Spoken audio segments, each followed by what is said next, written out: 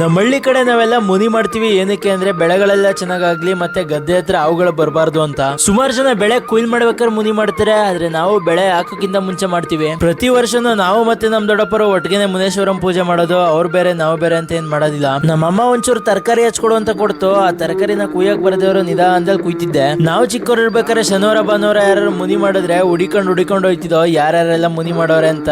ಆದ್ರೆ ಈಗಿನ ಹುಡುಗರು ಆತರ ಯಾರು ಬರೋದೇ ಇಲ್ಲ. ಸುಮಾರು ಜನ ಮುನಿಲಿ ನಾನ್ ವೆಜ್ ಮಾಡ್ತಾರೆ, ಆದ್ರೆ ನಾವು ಮಾಡೋದು ವೆಜ್, ಅನ್ನ ಸಾಂಬಾರು ಮತ್ತೆ ಪಾಯಸ. ಅಡುಗೆ ಎಲ್ಲ ಮಾಡಾದ್ಮೇಲೆ ಊಟಕ್ಕೆ ಮತ್ತೆ ಎಡೆಗೆ ಬಾಳೆ ಎಲೆ ಕುಯ್ಕ ಬರೋದು ಅಂತ ಬಂದೆ. ಮೊದ್ಲೆಲ್ಲ ದಾಸಪ್ಪರ ಕೆಲೆ ಧೂಪ ಹಾಕ್ಸಿದ್ದು, ಆದ್ರೆ ಇವತ್ತು ದಾಸಪ್ಪನ ಹುಡುಕಿ ಸಾಕಾಯ್ತು, ಯಾರು ಸಿಗ್ಲಿಲ್ಲ. ಹಂಗಾಗಿ ನಾವೇ ಪೂಜೆ ಮಾಡಾದ್ಮೇಲೆ ಎಡೆಗಿಟ್ಟಿರೋ ಪ್ರಸಾದನೆಲ್ಲ ಈ ತರ ಒಟ್ಟಿಗೆ ಮಿಕ್ಸ್ ಮಾಡ್ಬಿಟ್ಟು ಗೋಪುರ ಅಂತ ಹೇಳ್ಕೊಂಡು ಗದ್ದೆಗೆಲ್ಲ ಎರ್ಚ್ಬೇಕು. ಅವಾಗ ನಾವು ಮಾಡಿರೋ ಪೂಜೆ ಇಡೀ ಗದ್ದೆಗೆಲ್ಲ ಸಲ್ಲುತ್ತೆ. ಪೂಜೆ ಮಾಡಾದ್ಮೇಲೆ ಇಡೀ ದಿನ ಆ ಜಾಗಕ್ಕೆ ಬರಬಾರ್ದಂತೆ, ಏನಕ್ಕೆ ಬರಬಾರ್ದು ಅಂತ ನಂಗೂ ಗೊತ್ತಿಲ್ಲ. ನಿಮ್ಗೆ ಏನಾದ್ರು ಗೊತ್ತಿರ ಕಮೆಂಟ್ ಮಾಡಿ. ಪ್ರಸಾದನ ಗದ್ದೆಗೆ ಎರ್ಚಾದ್ಮೇಲೆ ಎಲ್ಲರೂ ಒಟ್ಟಿಗೆ ಕೂತ್ಕೊಂಡು ಊಟ ಮಾಡೋದು. ನಾನು ಮೊದಲೆಲ್ಲ ಹೇಳಿದ್ದೀನಿ, ಈ ಗದ್ದೆ ಹತ್ರ ಕೂತ್ಕೊಂಡು ಊಟ ಮಾಡೋ ಫೀಲೇ ಬೇರೆ ಅಂತ. ಆಮೇಲೆ ನಾಳೆ ರಾಗಿ ನಾಟಿ ಇತ್ತು, ಹಂಗಾಗಿ ಪೈರ್ನ ಕಿತ್ತು ಎಲ್ಲಾ ಪತಿಗೂ ಪೈರ್ ಬಿಡ್ಬೇಕಾಗಿತ್ತು. ಕೆಲ್ಸ ಎಲ್ಲ ಮುಗಿಸ್ಬಿಟ್ಟು ಎಲ್ರು ಮನೆಗೆ ಬಂದು ಮುಂದಿನ ವಿಡಿಯೋದಲ್ಲಿ ಸಿಗ್ತೀನಿ. ಬಾಯ್.